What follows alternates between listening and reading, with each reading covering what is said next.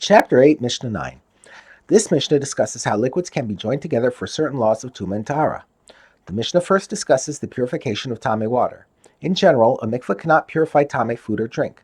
Once they became Tameh, they remain Tameh forever. Water, however, is an exception. Tameh water can become Tahor by bringing it into contact with the water of a mikveh. The Mishnah discusses a detail of this process.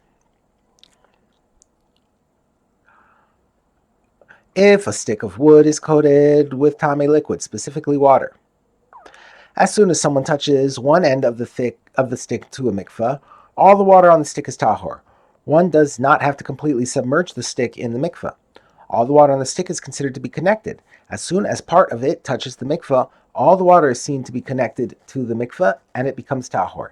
These are the words of Rabbi Yeshua, a different opinion.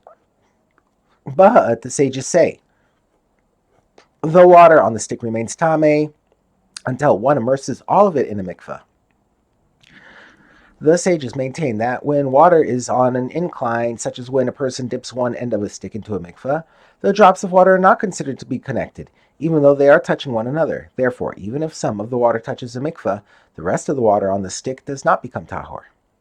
The Mishnah now discusses ways in which two bodies of liquid can be connected. This relates to two matters. One, transmitting tuma. For example, if two pools of water are connected, then if one of the pools becomes tameh, the other one is tameh as well. 2. Producing tahara. For example, if a small pool of water, too small to be a mikveh, is connected to a valid mikveh, both pools are considered one large mikveh. Thus, if a tameh person or object immerses in the small pool, he becomes tahor.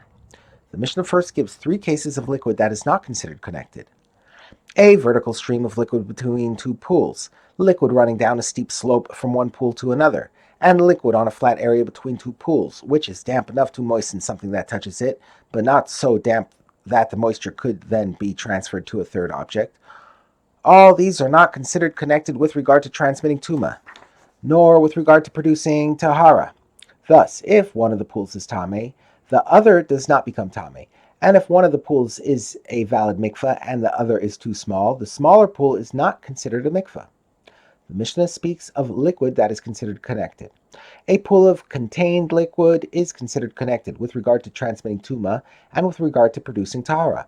Thus, if a pool on the ground connects two other pools, and one of the pools becomes tameh, they are all tameh, and if one of the pools is a valid mikveh, they can all be used as a mikveh.